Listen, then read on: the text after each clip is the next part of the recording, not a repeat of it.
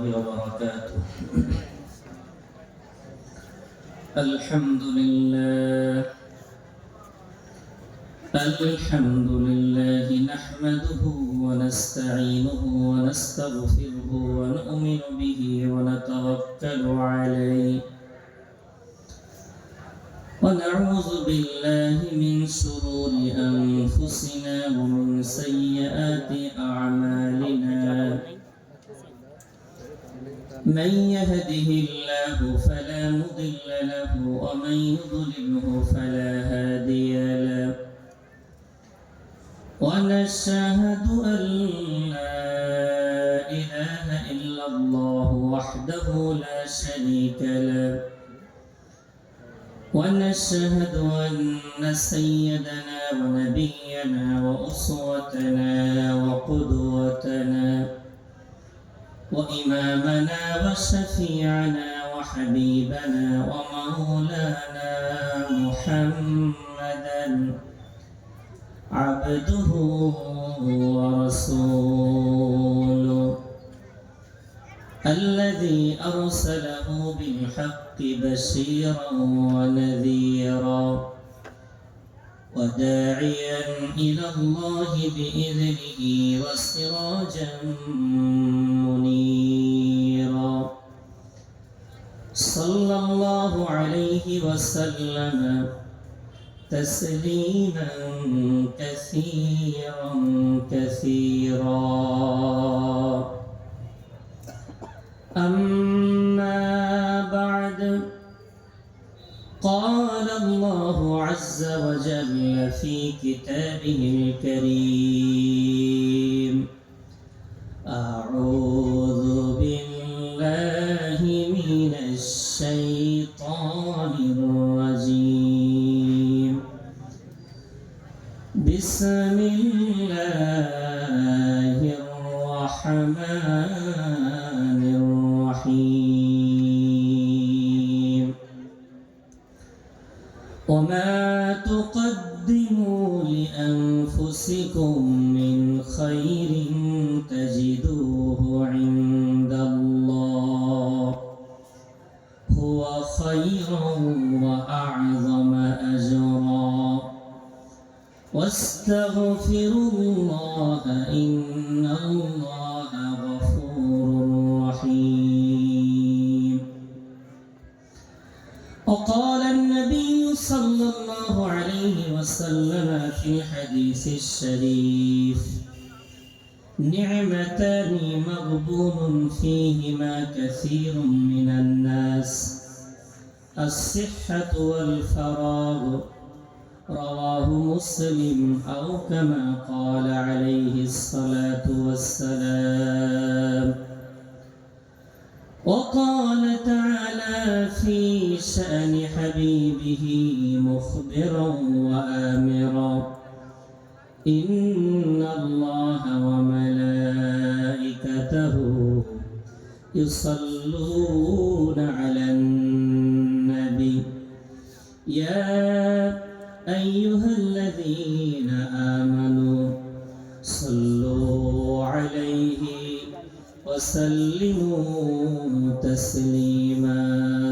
اللهم صل على سيدنا مولانا محمد وعلى آل سيدنا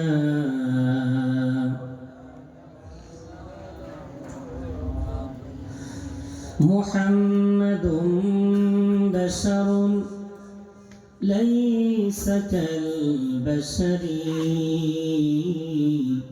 ياقوت حجر ليس كالحجر. اللهم صل على مولانا محمد وعلى آل سيدنا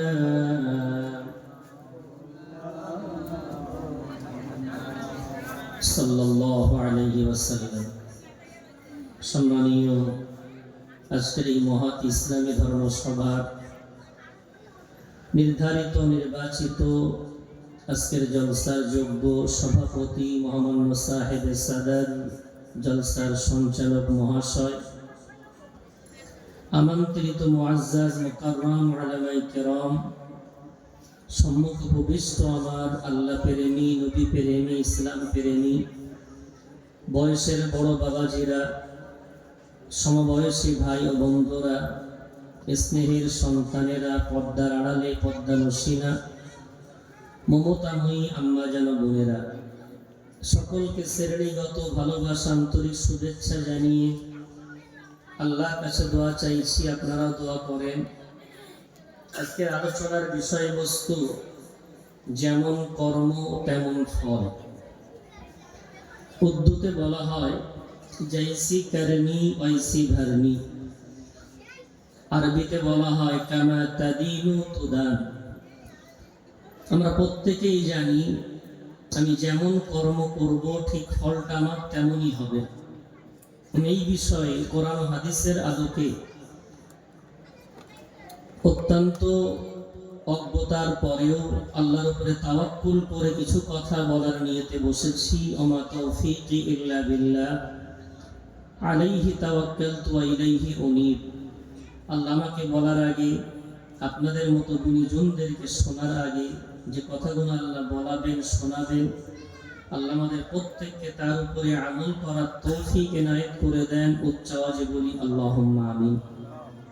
আর যদি কষ্ট না নেন, একটা অনুরোধ রাখি, আপনাদেরকে আদেশ করাটা শোভা পায় না, যদি একটু সামনের দিকে এসে মজলিসটা ঘুরিয়ে তোলেন।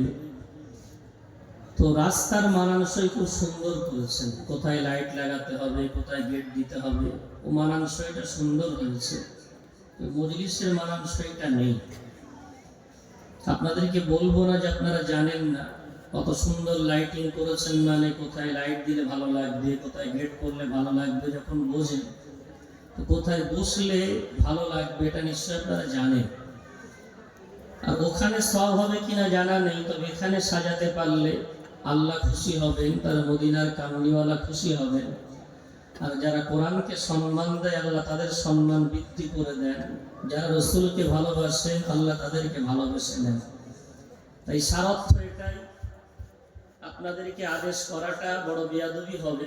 যদি মনে হয় যে কোরআনকে সম্মান দিলে আল্লাহ আমার সম্মান দেবেন, তাহলে অনুরোধ করে যারা বসে আছেন সামনের খালি জায়গা ভরিয়ে বসলে আমার কথা বলতে সুবিধা হবে, আলোচনা করতে সুবিধা হবে, সর্বোপরি আমল করার জন্য আল্লাহ তৌফিক এনায়েত করে দেবেন ইনশাআল্লাহ। সরাসরি আমি আলোচনায় প্রবেশ করছি। আমি 29 পারার 16 পৃষ্ঠা সূরাতুল মুজাম্মিল থেকে একটা আয়াত পেশ করেছি। রব্বুল আলামিন তার মহাসমুদ্র আল কোরআন সূরাতুল মুজাম্মিলের মধ্যে রব্বুল আলামিন বলেন, ওয়ামা তুকদ্দিমু লিআনফুসিকুম মিন খায়রিন তাজিদুহু ইনদাল্লাহ। ও দুনিয়ার মানব মণ্ডলী, তোমরা যদি কোনো কল্যাণের কাজ করে, কোনো ভালো কাজ করে নিজের জন্য তোমরা আল্লাহর কাছে উপস্থাপন করতে পারো, প্রেরণ করতে পারো, আমি আল্লাহ কথা দিলাম তোমাদের ওই ভালো কাজটা তোমরা অবশ্যই পেয়ে যাবে ইনদাল্লাহ, রব্বুল আলামিনের কাছে। কেমন ভাবে পাবে? আল্লাহ বললেন, হুয়া খায়রুন ওয়া আ'যামা আজরা। রব্বুল আলামিন ওই ভালো কাজটাকে অনেক সুন্দর করে, অধিক গুণে বৃদ্ধি করে আল্লাহ তোমাদেরকে ফিরিয়ে দেবেন।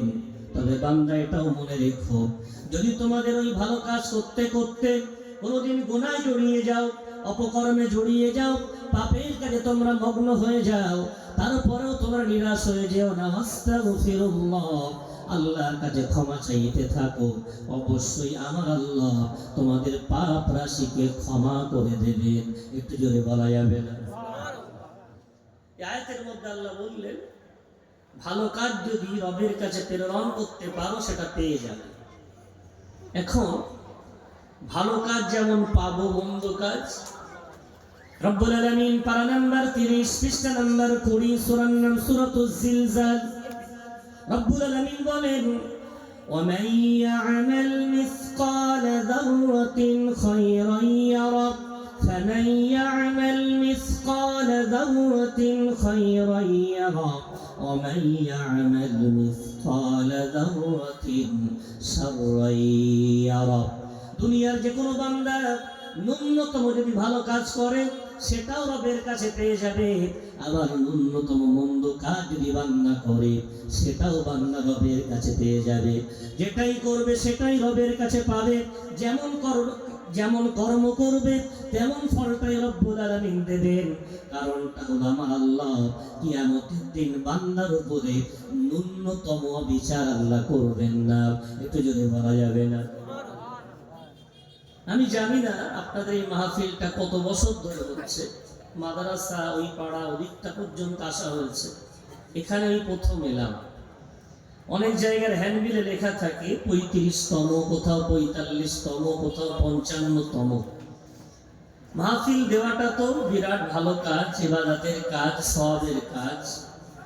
গুণী মানুষ, জ্ঞানী মানুষ নিজের মনকে একটু প্রশ্ন করে দেখতে হবে, মাহফিল দেওয়ার পরে নেকির পাল্লা ভারী না গুনার পাল্লা ভারী?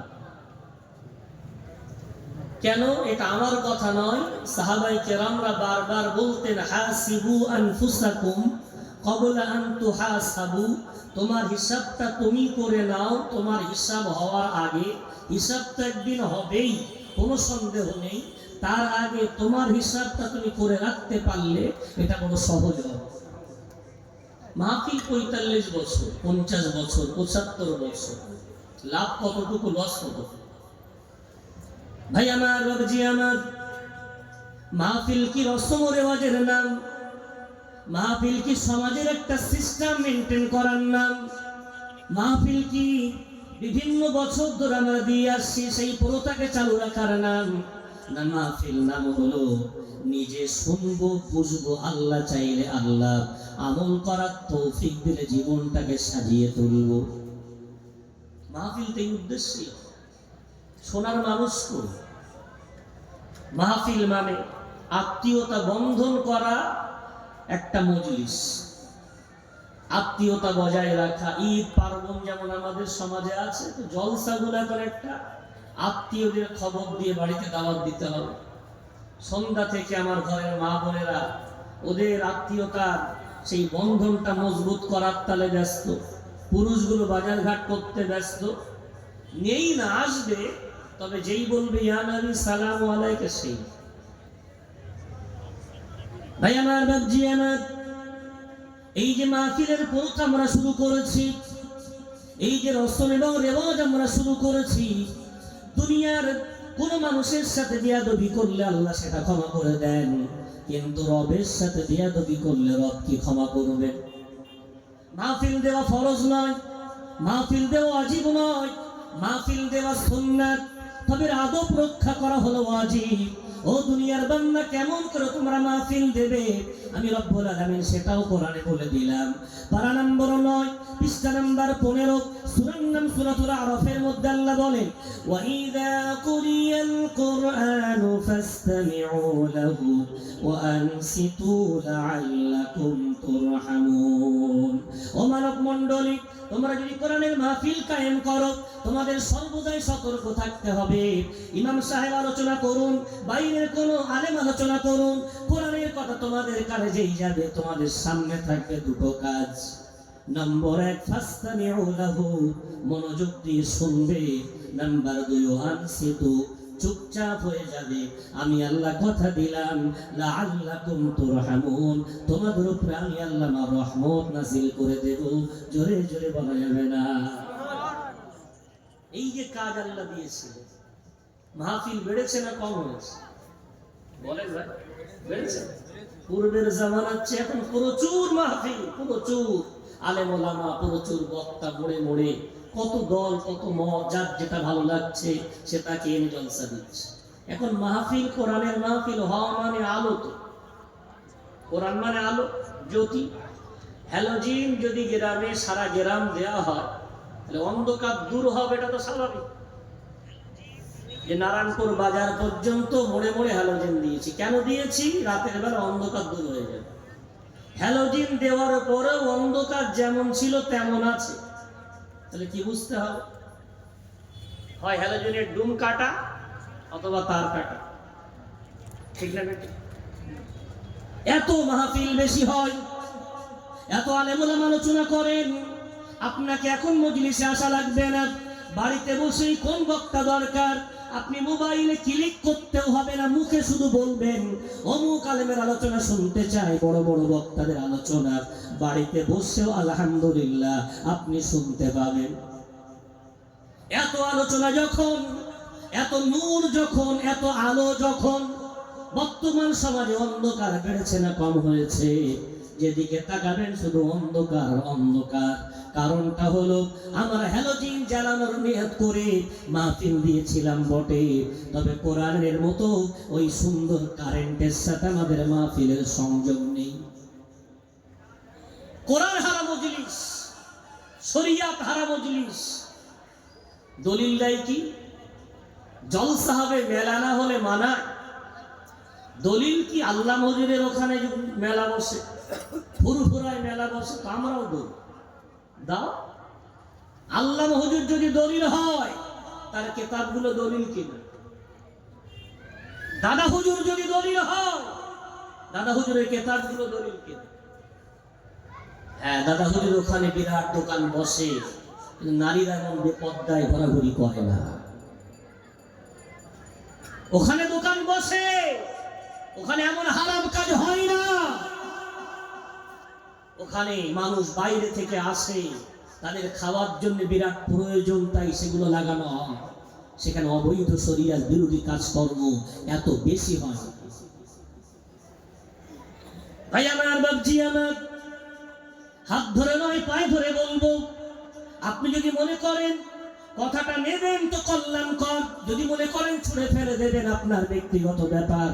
তবে এটা মাথায় রাখবেন, বিশ্বনবীর হাদিস, আমার রাসূল বললেন, মান সান্না সুন্নাতান হাসানাতান ফালাহু আজরুহা ওয়া আজরু মান আমিলা বিহা ওয়া মান সান্না সুন্নাতান সাইয়্যাতান ফাআলাইহি বিজরুহা ওয়া বিজরু মান আমিলা বিহা।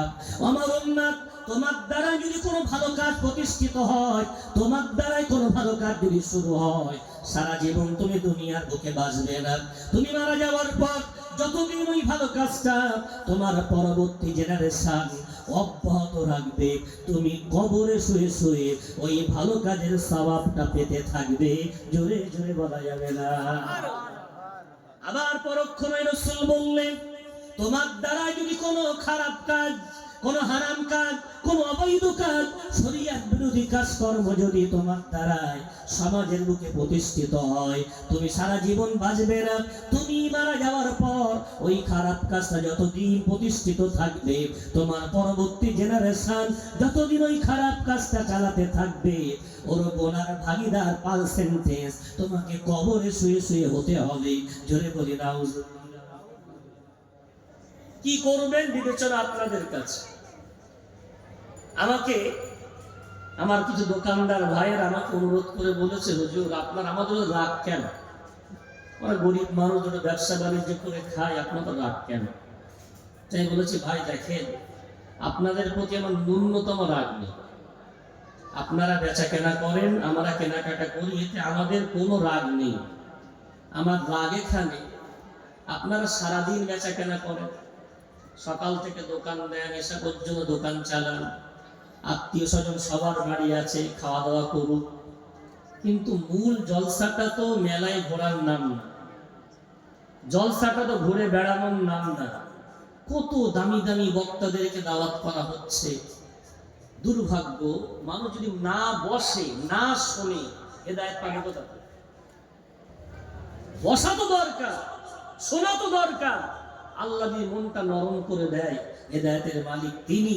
প্রত্যেকটা বক্তা নামার সময় বলে, ওমা আলাইনা ইল্লাল বালাগ, পৌঁছে দেওয়ার দায়িত্ব পৌঁছে দিলাম, মানবেন কি মানবেন না আপনার দায়িত্ব। বসে কই সমাজ? ভাই আমার, বাবজি আমার, আমি তাদেরকে বলেছি, আসেন আমরা একটা কম্প্রোমাইজ করি, একটা আপোষের জায়গায় আসি। আপনারা 4 ঘন্টা 6 ঘন্টা দোকানপাট চালান, আমরা কিছু বলবো না। এশার আজান হয়েছে, ইমাম সাহেব উঠবেন, বাইরে আলেমরা উঠবেন, আপনারা দোকানগুলো বন্ধ করে দেন, 4 ঘন্টার জন্য দোকান বন্ধ রাখেন। আখিরি মোনাজাত হয়ে যাক, সারা রাত বেচাকেনা করেন, আমাদের কোনো দুঃখ নেই। এসা পর্যন্ত বেচাকেনা করেন, আমাদের কোনো বাধা নেই। কিন্তু কোরআনের আলোচনা যেই শুরু হবে, আল্লাহর বিধানটা আপনারাও মানেন। গ্রামের মানুষকে মানতে দেন, আমাদেরকে মানতে দেন। কোরআন শুনলাম, আমাদের কাজ হবে চুপচাপ হয়ে যাব, মনোযোগ দিয়ে শুনবো। আর এটা করতে পারলে আল্লাহ বললেন লাআল্লাকুম তুরহামুন, আমি তোমাদের উপরে আমার অফুরন্ত রহমত নাজিল করে দেব। জোরে জোরে বলা যাবে না। আসেন একটু আপসে আসি। কি করবেন? এই জাতিকে বাঁচাতে পারবে? নেকির পাল্লা ভারী না গুনার পাল্লা ভারী? কমিটি হিসাব করে আমাকে বুঝিয়ে দেন। শেষ মোনাজাত হবে তো, আল্লাহ যা হল সব কবুল করে নাও। কি হলো? গোনা বেশি না নেকি বেশি? ভাই আমার, বাবজি আমার, ওই জন্য রব্বুল আলামিন কত সুন্দর করে আমাদেরকে ডাক দিলেন।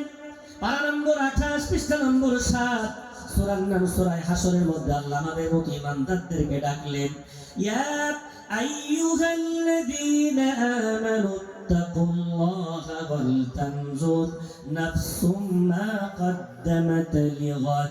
ওই ইমানদারেরা, আল্লাহকে ভয় করার মতো ভয় করো, এবং আগামীকাল আল্লাহর কাছে তুমি কি পাবে, আল্লাহর কাছে কি পেয়ে তুমি করছো, এই ব্যাপারে প্রতিনিয়ত তুমি নিজেই চিন্তা করো। ওয়াল তানজুর নাফসুন, প্রত্যেকটা মানুষ যেন ভাবে আগামীকাল রবের কাছে আমি যাওয়ার পরে আমি কি পাবো, এই পাওনা নিয়ে যেন অবশ্যই ভাবনা চিন্তা করে।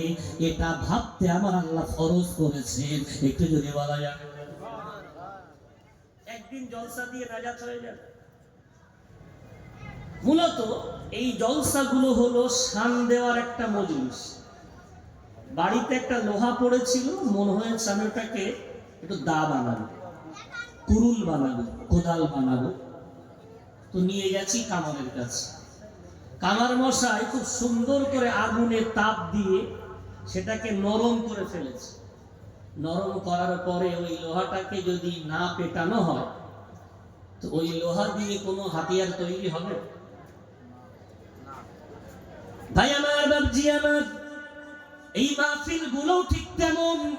আলেম ওলামারা কোরআনের ছেক দেয়, হাদিসের তাপ দেন, বিভিন্ন মনীষীদের জীবনী বলে, আউলিয়া কেরামগণদের জীবনী বলে আমাদের অন্তরগুলোকে সুন্দর করে গলিয়ে নরম বানিয়ে দেন।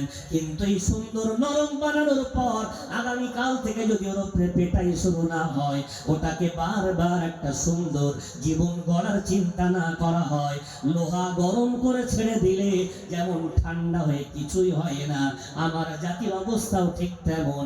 জলসা হয়ে যাওয়ার পরে ঠান্ডা হয়ে কোনো পরিবর্তন জাতির হয় না। তাহলে কি করতে হবে? এই জলসাটাকে কন্টিনিউ দিতে হবে, প্রতিদিন দিতে হবে।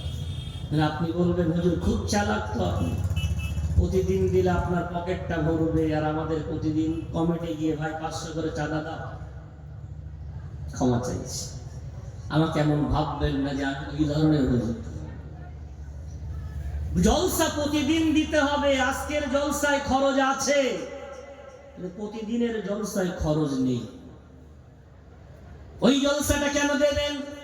প্রথম কেন দেবেন কারণটা শোনেন। বিশ্বনবী বুখারী শরীফের হাদিস, আমার রাসূল বলেছেন, আহাব্বুল আ'মালি ইলাল্লাহি আদওয়ামুহা ওয়া ইন ক্বাল্লা। আল্লাহর কাছে সবচেয়ে প্রিয়তম আমল বান্দার ওই আমলটা, যে আমলটা অল্প কিন্তু বান্দা প্রতিদিন করে, কন্টিনিউ করে, রেগুলার করে, ওই ছোট্ট আমলটা আল্লাহর কাছে সবচেয়ে বেশি প্রিয়। জোরে জোরে বলা যাবে না। আজকে জলসায় 3 থেকে 4 জন বক্তা আছে, তাবারুক আছে, লাইটিং মাইকিং আছে, কিন্তু প্রতিদিনের জলসায় খরচ নেই। কেন? ওই জলসার বক্তা হবেন আপনি, শ্রোতা হবে আপনার স্ত্রী, আপনার ছেলে, আপনার মেয়ে, আপনার পরিবার। না আপনি বলবেন হুজুর তার মানে আমি তো কোনো বক্তা নই, বক্তব্য করবো কি করে? যদি বলেন বক্তা নন, তাহলে আপনি ইমানদার কিনা সন্দেহ আছে। পারা নম্বর 28, পৃষ্ঠা নাম্বার 19, সূরার নাম সূরা তাহরিমের মধ্যে আল্লাহ ডাক দিচ্ছেন, ইয়া আইয়ুহাল্লাযীনা আমানু কু আনফুসাকুম ওয়া আহলিকুম নারা। ও ঈমানদারেরা, আমি তোমাদেরকে ডাকলাম, কাফেরদেরকে ডাকিনি। আমি আল্লাহ ঈমানদার মুমিন বান্দা বান্দীকে ডেকে বললাম, কু আনফুসাকুম, তুমি তোমার জীবনকে জাহান্নাম থেকে যেমন বাঁচাবে ফরজ, তোমার পরিবারকে বাঁচানো এটা আমি আল্লাহ তোমার জন্য ফরজ করেছি। একটু জোরে বলা যাবে? নিজেকে যেমন বাঁচানো ফরজ, পরিবারকে বাঁচানো ফরজ। পরিবারের ছেলে যদি জাহান্নামে যায়, ইমাম দায়ী না, বক্তা দায়ী না, আলেম দায়ী না। কে দায়ী? ওই পরিবারের অভিভাবক দায়ী। বুখারী শরীফের সহিহ হাদিস, কুল্লুকুম রাঈন ওয়া কুল্লুকুম মাসউলুন আন রাইয়াতিহি। তোমরা প্রত্যেকই অভিভাবক, তোমরা প্রত্যেকই দায়িত্বশীল, তোমরা প্রত্যেকই বাড়ির মোড়ল।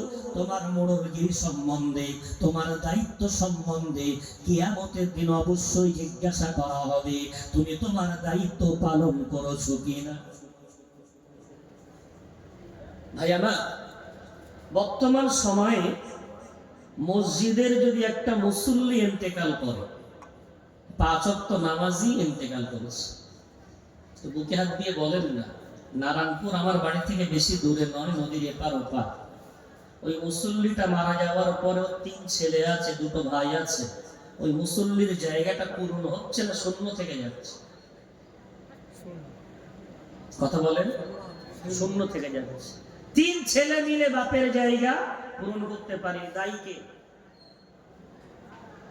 আব্বার বড় গর্ব, জিজ্ঞাসা করলে বাবাজি আমল কেমন করেন, বলে আলহামদুলিল্লাহ বাবা, আল্লাহ আমার দ্বারা অনেক আমল করিয়ে নেন। আলহামদুলিল্লাহ, আমার বয়স এখন 57 বছর, 2 বার উমরা করেছি, 3 বার হজ করেছি। তোমার চাচিমাটাও আমার সাথে উমরায় গেছেন, হজে গেছেন। জানো না বাবা, রাত 2টোয় উঠে পড়ি, 2টোয় উঠে আমি তাহাজ্জুদের নামাজ পড়ি, কোরআন তেলাওয়াত করি। স্বামী স্ত্রী আমরা দুজনা ফুরফুরা হুজুরের বায়াত হয়ে আছি। কিছু আমাদের জিকির আজকার আমরা মুরাকা মুশাহাদা করি, তারপরে ফজরের নামাজে মসজিদে আসি। তোমার চাচিমা বাড়িতে নামাজ আদায় করে, আমি ইশরাক করে বাড়িতে গিয়ে দেখি তোমার চাচিমা তখন নামাজের পাটিতে বসে নামাজ আদায় করছে। যাক আলহামদুলিল্লাহ, শুনে বড় ভালো লাগলো। চাচাজির ইবাদতে সুন্দর, রাত 2টো থেকে সকাল পর্যন্ত ইবাদতের খবর বলল, শুনে খুব ভালো লাগলো। দোয়া দিলাম, যাক আলহামদুলিল্লাহ, চাচাজি খুব ভালো। তো আপনার ছেলে মেয়ে কটা? তো বলছে 3 ছেলে 1 মেয়ে। তারাও তো মোটামুটি তাহাজ্জুদে ওঠে, ফজরের জামাতে যায়। তো যেই বলেছি মাথাটা হ্যাট করে হাসি হাসি মুখে বলছে, বাবা ওরা ছোট মানুষ তো, ওরা নামাজ কালাম ধরেনি। ছোট মানুষ কত বয়স? বলছে বড়টার 28 বছর, এই গত বছর বিয়ে দিলাম। মেজোটার 26 বছর, ছোটটার 22 বছর, আর মেয়েটা 18 বছর, নামাজি গেল। ওরা ছোট মানুষ তো, তাই নামাজ ধরা শুরু করিনি। বিশ্বনবীর একটা হাদিস শুনে নেন। বিশ্বনবী হাবিবুল্লাহ জনাবে মুহাম্মদুর রাসূলুল্লাহ সাল্লাল্লাহু আলাইহি ওয়াসাল্লাম বলছেন, ও আমার উম্মাহ, তোমরা কি জানো, নিজের পরিবারকে যদি তুমি না বাঁচাও, নিজের সামনে অন্যায় হতে দেখে যদি বাধা না দাও, এর দৃষ্টান্ত হলো এমন, সমুদ্রের সাইডে একটা 2তলা জাহাজ দাঁড়িয়ে আছে। বুখারীর হাদিস। ওই 2তলা জাহাজে মানুষ একদল উঠেছে, তারা জাহাজে ভ্রমণ করবে বলে। এখন 2তলা জাহাজ, প্রত্যেক যাত্রীর মনের আশা তারা 2য় তলায় থাকবে। কেন? 2য় তলায় থাকলে বাইরের মনোরম দৃশ্য খুব সুন্দর করে দেখতে পাবে। সব উঠেছে 2য় তলায়। এখন জাহাজের ক্যাপ্টেন জাহাজ যখন ছাড়ার টাইম হয়েছে, তাকিয়ে দেখছে সব প্যাসেঞ্জার উপরে। বলছে এভাবে থাকলে তো হবে না, আপন আপন সিটে না বসলে জাহাজ ছাড়া যাবে না। এখন তুমুল ঝামেলা, নিচে কেউ যাবে না। জাহাজের ক্যাপ্টেন বলছে, ভাইরা আমি লটারি ফেলছি, আমি কাউকে নির্দিষ্ট করে বলবো না, এ যাবে সে যাবে, প্রত্যেকের নাম বলো। আমি নাম লিখে সিট নাম্বার লিখে ফেলে দিচ্ছি।